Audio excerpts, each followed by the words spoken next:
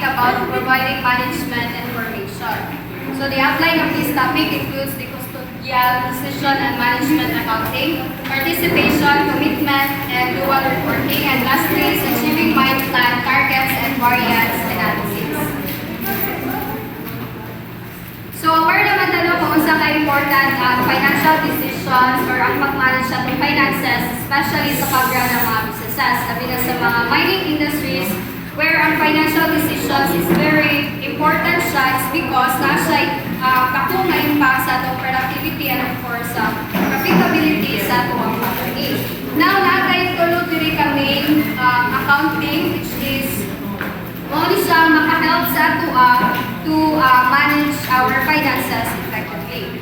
So first is kanisya, or also known as the financial accounting. It focuses on recording financial transactions accurately. It has historical roots for double entry bookkeeping developed in Italian merchants in the Philippines. So kibali kanisya is iyang goal is to help the company na makatrack siya sa ilahang mga financial activities, and by that is may balance sa company or ma-assess sa company ang financial health sa ilahang operations. It will help the company to track their incomes and expenses to see if naka-make ba profit ang ilahang company or nag-spend lang sila o too much. Also is ma-monitor po nilang mga cash flows to ensure that ang company is kaya pa niya bayaran ang mga short-term and long-term nila na mga expenses. And another thing is, ang kanipod siya is ma-record niya mga important na financial details sa company, like for example, kanang sa salary sa employees, mga utang sa company or kwarta nga own sa company, and also sa kanang ilahang mga inventory like sa materials and supplies. Ang kato ng mga records is masummarize siya, and then pwede siya magbuhatan of financial statement. Either pwede po siya mag-profit or loss na statement, where diri ma-state ang income or ang expenses ng company. Also na po siya sa balance sheet, or dito makabutang ang katong mga utang or kanang owned na money ng company. And then naapoy fund flow statement, where dito is matrack sa company ang movement sa cash in and sa ilang cash out. So in short, ang kanisya ng accounting is traditional financial record keeping that helps businesses stay financially transparent and accountable. However, kanisya is nagyan po siya limitation. So again, nag-focus lang siya sa pag-record sa inyong historical na mga financial performance. So dili siya maka-monitor sa mga ongoing management control. So that's why need na to ng other specialized na mga accounting method. Okay. So isang decision accounting. So it decides to help managers make long-term tactical decisions. So ang decision accounting is mo siya ang mag-help sa mga manager to analyze mga costs and then mga decisions na very important sa businesses or for example sa mining company. So ang pinag-direct sa mining is ang kanang decision kung unsa na mga mining methods or unsa na mga appropriate equipments ang kinahanglan or kanang dili siya yung nakamahalan din maka-profit ang company na long run. So na siya key aspects of decision accounting. First is categorizing costs based on the unit of production and mining method. So diri kay gina-breakdown nila ang expenses per tons per mining method or sa equipment para mahibalan or ma-assess kung asa dapit dito ang kanang nag-spend of money efficiently. Then second one is analyzing different capital investment scenarios for cost effective. Ang kani is kanang maka-help siya nga ma-evaluate sa mga managers if unsa, like for example, mga equipment, ang kanaganing mas maka-profit or makahatag o kanaganing mas nakita sa kanang na kumpanya asa dapit na mga equipment or unsa na mga method ang mas suitable ani na given conditions. And then last is providing forecast data rather than relying on historical data. So by that, ang decision accounting, it predicts future financial outcomes, helping the businesses prepare for the incoming costs and investment. And last, ato is the management accounting, which is essential tool for ongoing performance improvement. So unlike sa katong kustodian nga mura siya record of historical na mga financial performance sa company, and then kung decision which is ga-focus siya sa mga long-term na performance sa mga company. Kani naman si management is focus siya solely sa mga short-term, like iyahang include is like kaning pinakauna sa daily, weekly, and monthly performance. Kani siya is kanang mo ni siya mga short-term goal na gina-aim na ma-achieve ng company, and then mo po na siya constantly or regularly na ginamonitor sa mga managers kay para ma-ensure nila na ma-ensure nila na ang kanang ilang operation is garan lang siya smoothly. And then next is standard of performance are built into the accounting system. Kani siya kay na sila yung mga pre-set na mga standards, which is mo na siya ilahang gina-measure if naabot pa na siya sa company. Diba yung i-compare na nila sa mga actual output na na-produce ng company sa ilang mga preset na mga standard, and then is-massage nila, asa na kulang, o kung sa dapat nang i-adjust, something like that. Same lang siya sa comparison with actual versus planned performance. And then the last one is highlighting key cost variances and resource usage. Dili if kanang for example, is naanang siya kanang galing murag changes in cost or kanang murag na yung mga inefficient na pag-use ng resources. So diri kay murag makuha sa mga managers if asa dapat nagikan ang mga problems, and then by that is makaprovide ra po sila na solution.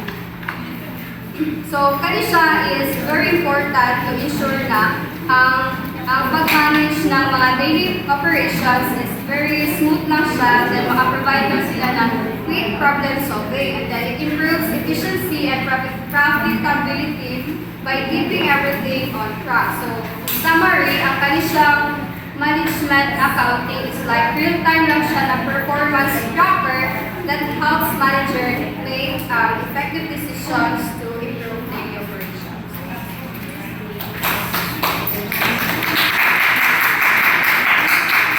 Ang ikadwa na topic is participation, commitment, and dual reporting. So basically, kayang report is all about participation and commitment. Mao ni siya ang key para successful imuhang management accounting.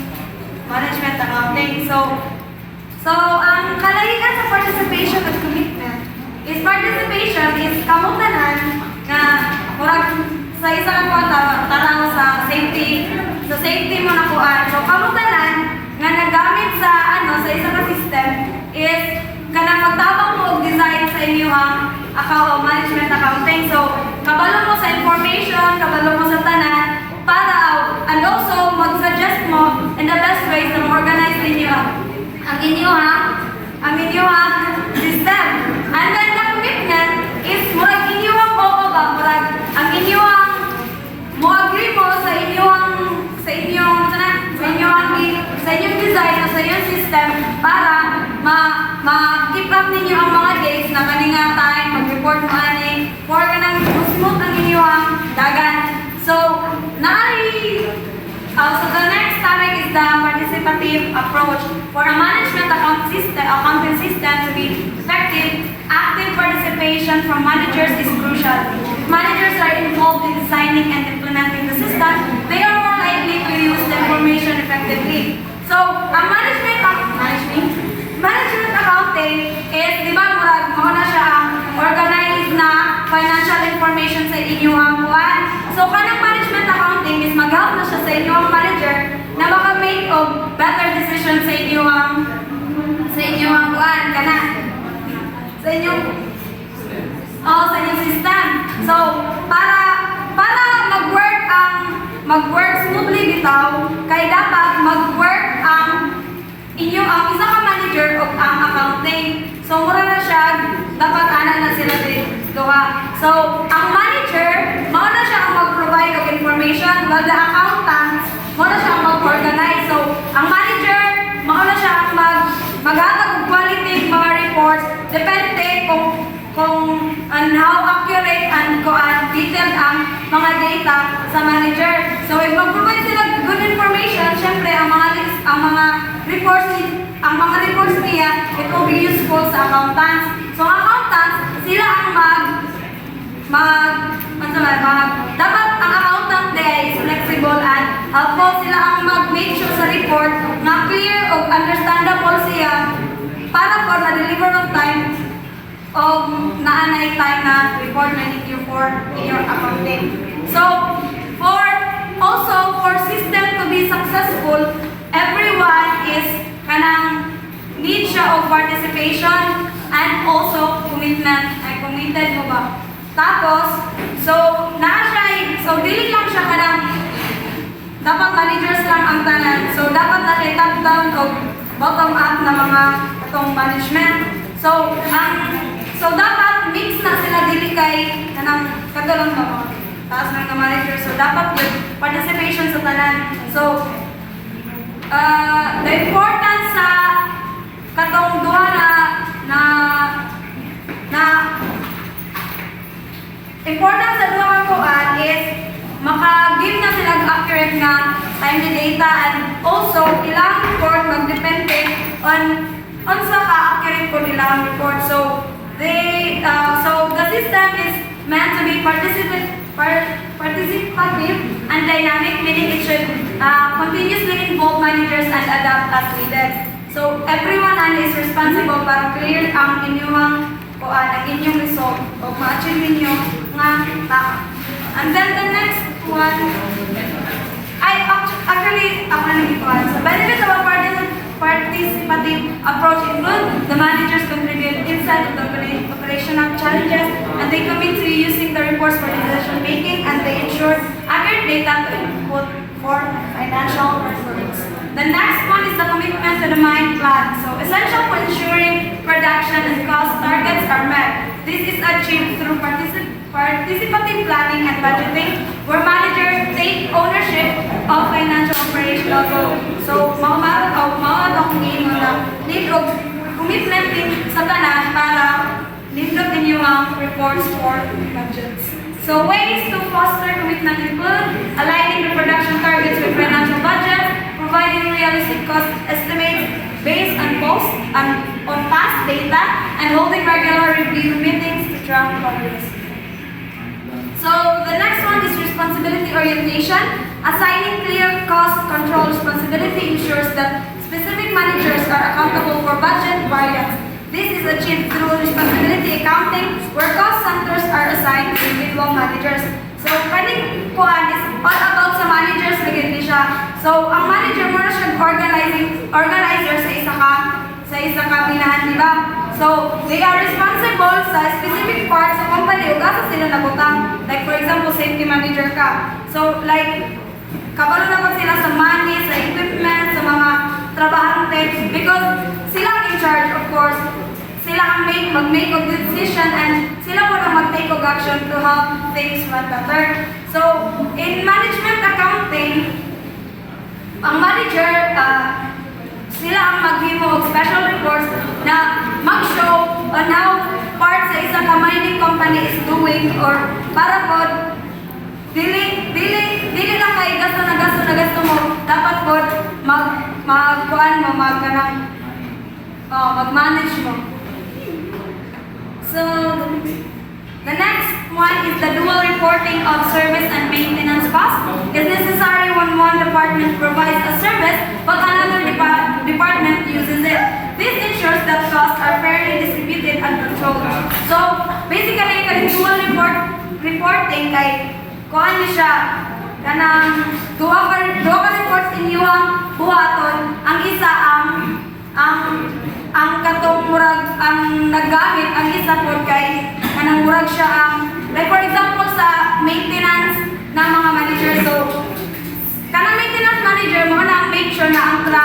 ang mga equipment niya is fixed and ready to go, di ba? So, kaning nga manager is need siya to know how much pila ang cost sa isa ka truck para okay siya. And also, kaning RM, for example, ang RM, di ba mo na siya ang murag ang kataas-taas sa sundanan. So, siya ang mag-decide kung how long ma-use ang trucks para mudagan ba, ana-ana. So, this person needs to know how much it costs and use for the truck. So, need siya ang duha ka kuan kay each person is responsible man po siya for different things. So, the maintenance manager is responsible siya for fixing and maintaining, while the katong RM is responsible for kanang kung unsa na inyong mga kuan kaya what are you doing?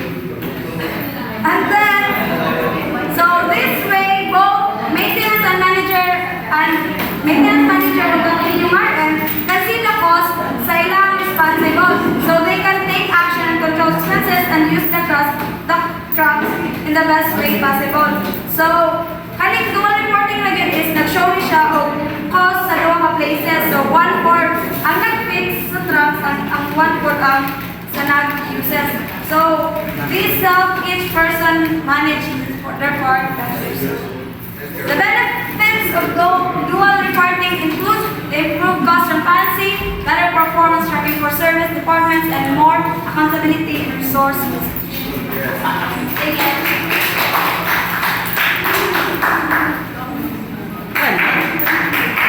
So, this is the topic between achieving my plan, target, and various analysis. So, this topic, kaya ito na may mga successful ang isang company.